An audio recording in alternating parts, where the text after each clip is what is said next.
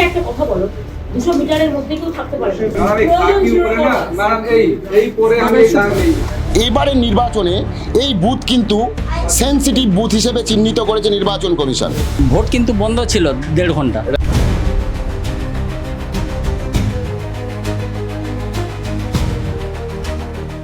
খাকি পরে দাগ নেব না, মনে পড়ছে সেই সিনটার কথা? 2021 সাল বিধানসভা নির্বাচন, নন্দীগ্রাম। আর নন্দীগ্রামের বয়ালের যে মক্ত প্রাইমারি স্কুল, সেই স্কুলে নাকি টিএমসির এজেন্টকে বের করে দেওয়া হয়েছিল এবং পুলিশ পদক্ষেপ করছিল না। এই খবর শুনে মমতা বন্দ্যোপাধ্যায় পৌঁছে গিয়েছিলেন ঠিক এই স্কুলের বারান্দায়। তখন তার পায়ে চোট ছিল, হুইল চেয়ারে করে এইখানে পৌঁছে গিয়েছিলেন।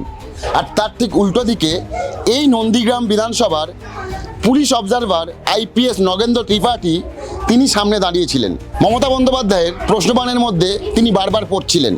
একটা সময় এই আইপিএস নগেন্দ্র ত্রিপাঠী নিজের কলারে হাত দিয়ে বলেছিলেন, ম্যাম খাকি পরে দাগ নেব না।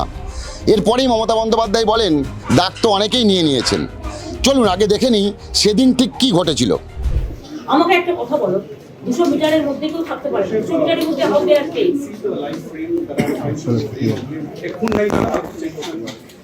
200 মিটারের মধ্যে কি করে আছে? ওকে এইখানে দাঁড়িয়ে স্লোগান দিচ্ছে। সকাল থেকে শুনি অনেকবার বলা হয়েছে, তোমাকে অনেকবার বলা হয়েছে, বাট এখানে পার্সোনালি ঘুরে দেখে গেছি ম্যাম, কিছু লাভ নেই।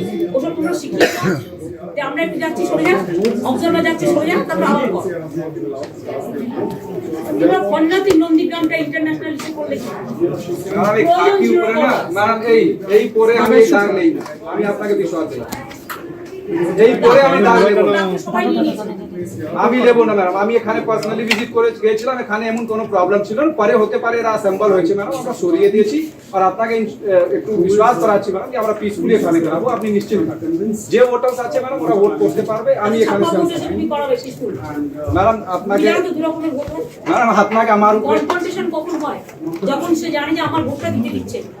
আর দুই হচ্ছে ছাপ্পা ভোট। এমন কিছু জিনিস এখানে নেই ম্যাডাম, আমি পার্সোনালি এসে দেখে গেছিলাম। তারপরে যে কেউ আপনাকে লাগছে ম্যাডাম, নিশ্চয়ই ওর জন্য আপনারা অভিযোগ নেবেন, আপনারা ব্যবস্থা করবেন ম্যাডাম, ওর উপরে আমার বলার নেই। এখানে পিসফুলি ইলেকশন হয়, আমি ইনশোর দেখো আমি চলে যেতে পারি একটাই কন্ডিশনে, আমি কোঅপারেট করতে পারি। আমি ম্যাডাম কিন্তু প্রোভাইডেড একটা লোকের গায়ে যদি হাত পড়ে আর একটা ভোটকে যদি বাধা দেওয়া হয়, মনে রাখবে আমি কিন্তু this is the first time as a chief minister আমিও কিন্তু এফআইআর লঞ্চ করেছি ম্যাডাম। আমি প্রমিস করছি এমন কিছু হবে না। তাই তুমি মনে করো না যে তোমাদের কেউ এটা থেকে মানে শান্তি পাবে।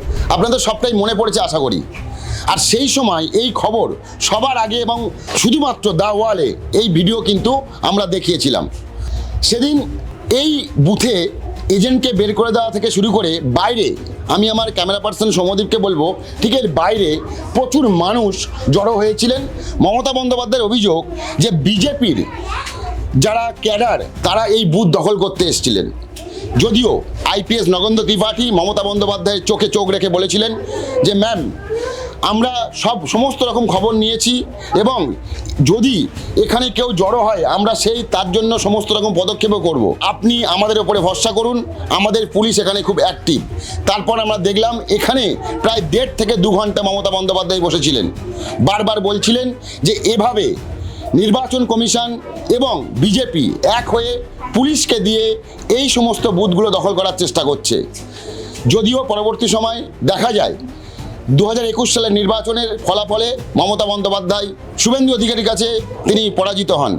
এখানে মমতা বন্দ্যোপাধ্যায় নিজে প্রার্থী ছিলেন। আমরা দেখেছিলাম এখানে একটা অশান্তি হয়েছিল, মমতা বন্দ্যোপাধ্যায় হুইল চেয়ার করে সরাসরি পৌঁছে গিয়েছিলেন স্কুলে। মনে পড়ে সেই কথা? হ্যাঁ আমাদের মনে হয়। কি ঘটেছিল সেদিন? এই একটা এসে বসে আছে চুপচাপ, দেখলাম আমরা। তারপরে ওইখানে বুঝি খুব জড়ো হয়ে গেছে অনেক লোক, দিয়ে দেখলাম আমরা আর দেখে যে পালিয়ে যাচ্ছি।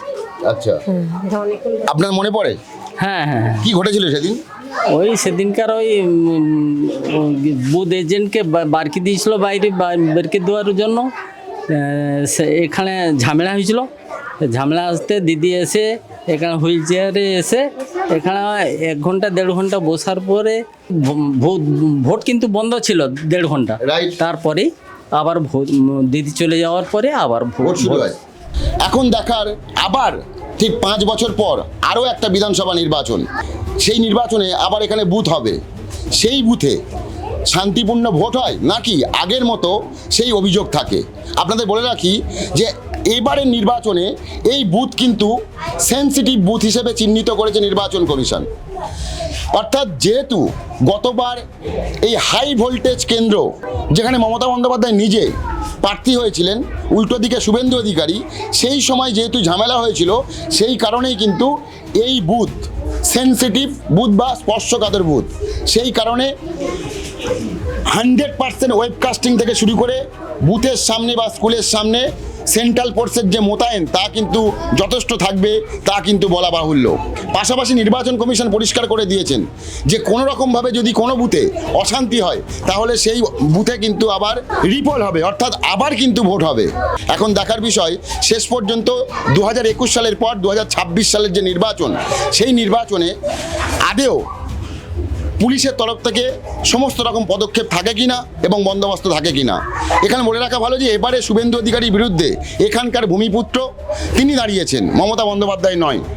তাই 21-এর থেকে কিন্তু এবারের এই নির্বাচন অতটা হাই ভোল্টেজ না হলেও নির্বাচন কমিশনের নজরে থাকবে এই বুথ। ক্যামেরা সৌম্যদীপের সঙ্গে রফিক, দাওয়াল, নন্দীগ্রাম।